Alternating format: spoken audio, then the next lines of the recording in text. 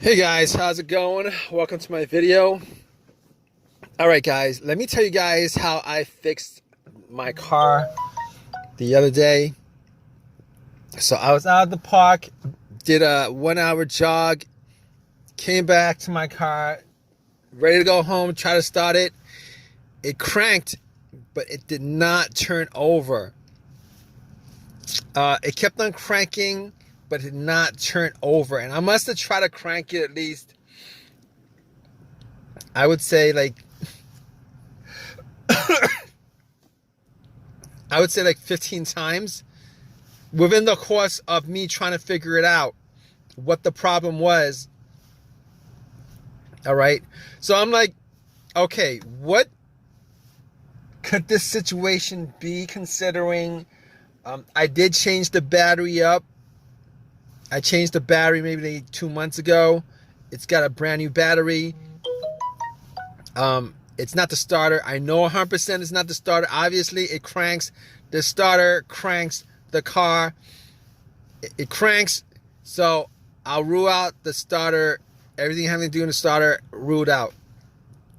And basically, it was a strong crank. So I was pretty sure it wasn't the battery.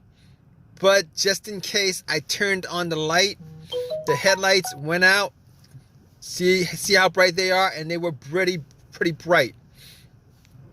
So I was like, it probably isn't the battery. I was thinking maybe I had a defective battery, but I was pretty sure it wasn't the battery. All right, it wasn't a slow crank. It wasn't like, it wasn't a slow crank. It was a strong crank. But here's what I did anyway. I actually got my power pack, put it on, and try to crank it that way, just to make sure it's 100% not the battery. And it cranked. It wouldn't start. Did the same thing. Definitely wasn't the battery. And on top of that, I was looking around just to make sure that my terminals were clean and tight, because I did clean the terminals. I did tighten them up 2 months ago. I didn't think that it was going to be corroded after 2 months, and they weren't corroded after 2 months. So I was like, all right, okay, I know what the obvious is, but I'm going to go through these steps, just to make sure that I pretty much troubleshoot the easiest things, and then I'm going to go to, the bigger issues. So at that point, I knew it wasn't the starter. Obviously, it's not the alternator. I ruled those things out. You guys in this situation, you guys don't want to start ruling things out as what the issue is. It won't be the starter. If it's a strong crank, it's not the alternator. If it's a slow crank, wait. If it's a strong crank, it's probably not the battery. If it's a slow crank, it's possible that it is the battery. But just to rule it out, you guys should probably at least try to give it a jump. This situation, just to make sure it's 100% not the issue. All right. So it's not a slow crank. It's a very strong crank, and it cranks up pretty strong. All 15 times that I try to crank it up. So I can rule out those things. Check all the terminals, rule that out. And the negative wire, I could rule that out too, because I wouldn't be getting a strong crank. Well, it's possible. It's possible that it could be the negative ground wire that could cause that issue. It's very possible, maybe. But I was getting a strong crank, so I was pretty sure that all the wiring were tight and good, and it wasn't with the negative or the battery or any of the other stuff. So moving on from that, I'm thinking to myself, okay, maybe it's a fuse. Maybe it's a fuse, the fuel pump. Maybe it's a relay to the fuel pump. Maybe it's the fuel pump itself. Could be the car's computer, all of those things. All right, and I'm going to help you guys troubleshoot this because I troubleshooted it. All right, it's how I troubleshoot this whole entire issue. All right, you guys have this situation. This is how you guys troubleshoot this issue. All right, you guys have a crank, but it won't turn over. Here's how you do it. All right, maybe it's the car's computer. Now, I was not getting a check engine light on the car. I was not getting a check engine light on the dash. So I could pretty much rule out a whole bunch of things. All the sensors, all the things that be caused by the sensors, I could pretty much rule out. There was no check engine light. And I'll tell you guys what, when I actually, when I actually put an OBD2 on it, okay, when I put an OBD2 on it, first of all, it actually read. It ran through the scan, gave me a whole readout.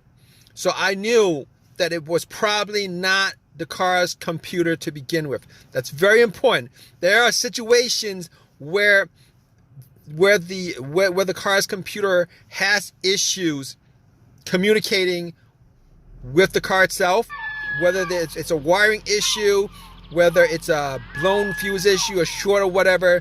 Sometimes that occurs. And when that occurs, it will cause the car to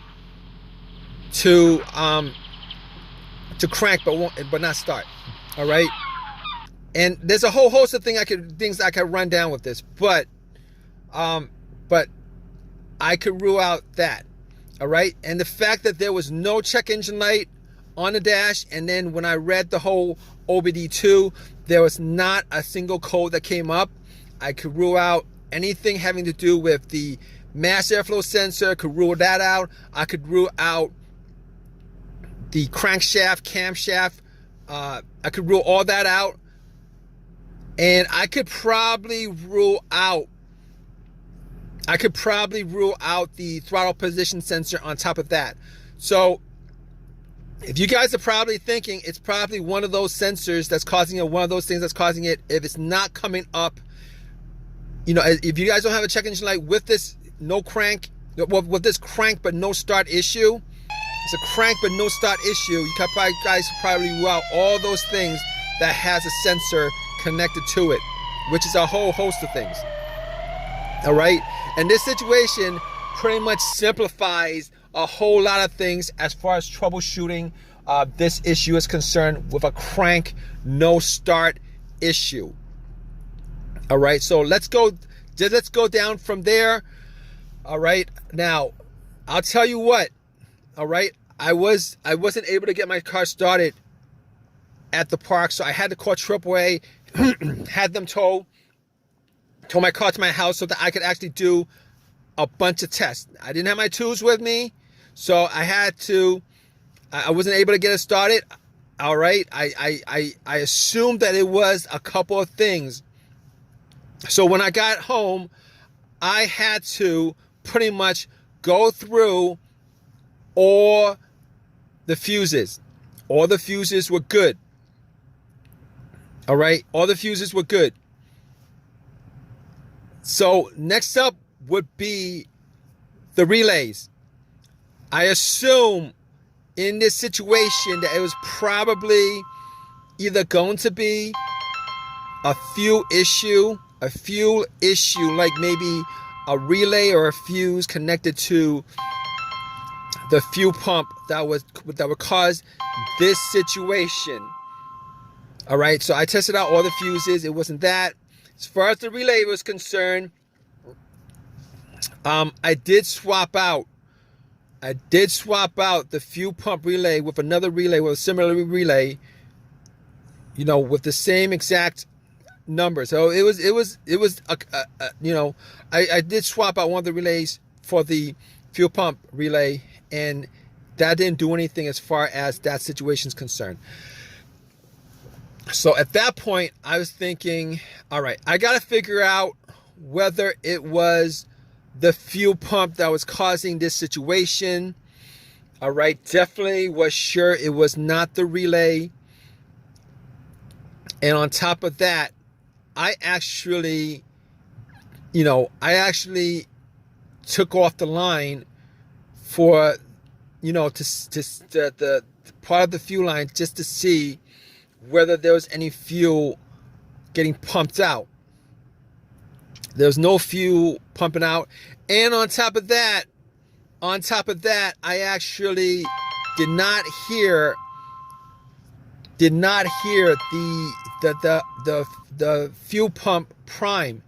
All right, when I turned it on to the on position, did not hear any kind of priming coming from the fuel pump. So at that point, I knew that it was probably the fuel pump that was the issue. In fact, it was the fuel pump that was the issue. Now, I was hoping that it would have been the fuel pump relay. If it was the relay, it would have been a quick fix. However, since it was the fuel pump, it took an hour or two for me to replace it. Got the car to start afterwards after it was replaced. It was the fuel pump that was the problem. If you guys have a crank no start, like a whole bunch of other scenarios, no start scenarios, what you guys do need to do is, you guys need to troubleshoot it, because it could be, like I said, a variety of things that would be causing these kind of situations. Hopefully, if you guys are in the same situation, this video has helped you out in some way. Maybe it's a fuse that was blown or something like that.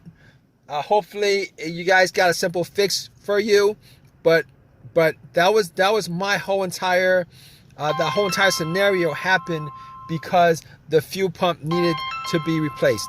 All right, guys. If you guys have any comments on this, please drop a comment in the comment section. Please give me a thumbs up and please subscribe, guys. All right, take care.